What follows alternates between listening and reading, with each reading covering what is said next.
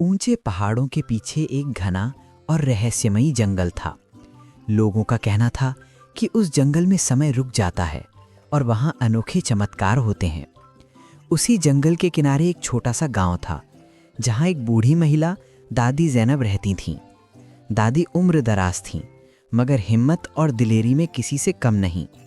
दादी के पास दो प्यारे साथी थे, एक वफादार कुत्ता शेरू और एक शरारती बकरी चांदनी। दादी उनसे ऐसे बातें करती थीं जैसे वे उसके अपने पोते पोतियां हों। गांव में अफवाह फैल गई कि रात में जंगल के अंदर किसी ने एक अजीब नीली चमक देखी है।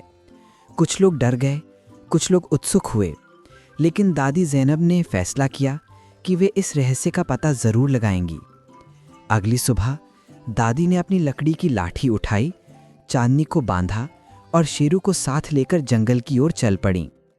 जंगल के पेड़ इतने ऊंचे थे कि आसमान मुश्किल से दिखाई देता था।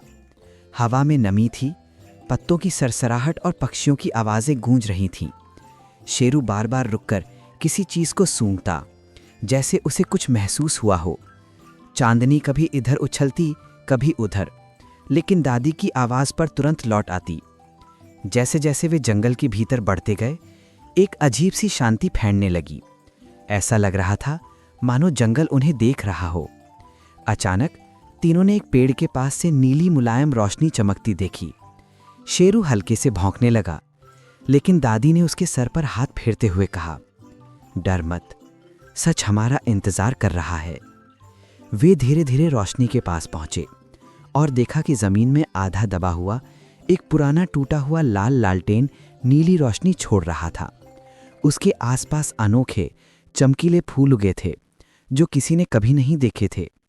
जैसे ही दादी ने लालटेन को छुआ, एक धीमी मुलायम आवाज गूंजी, जो सच्चाई की तलाश करे, जंगल उसकी राह जरूर दिखाता है। लालटेन से तेज रोशनी फैलने लगी और उसके अंदर से एक दृश्य उभर आया। ये जंगल कभी एक बुद्धिमान साधु का आश्रय था। जाने से पहले उन्होंने ये लालटेन छोड़ दिया था ताकि कोई नेक दिल इंसान इसे पाए और जंगल की सुरक्षा कर सके। जंगल ने दादी से पूछा, तुम इस लालटेन को क्यों लेना चाहती हो? शक्ति के लिए या किसी और लालच के लिए? दादी ने शांत मुस्कान के साथ कहा, ना मुझे शक्ति चाहिए, ना धन। मैं बस चाहती हूं कि यह जंगल सुरक्षित रहे, हमेशा। उनके शब्दों के साथ ही रोशनी और तेज हो गई। शेरू खुशी से अपनी पूंछ हिलाने लगा। चांदनी ने मेमे कर जैसे अपनी सहमति जताई।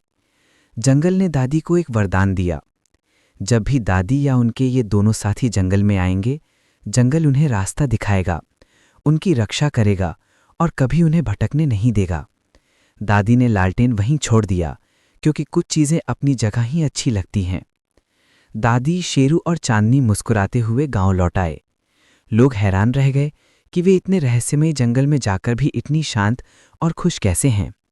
दादी ने सिर्फ मुस्कुराते हुए कहा, जंगल डरावने नहीं होते, बस उनकी भाषा समझनी पड़ती है।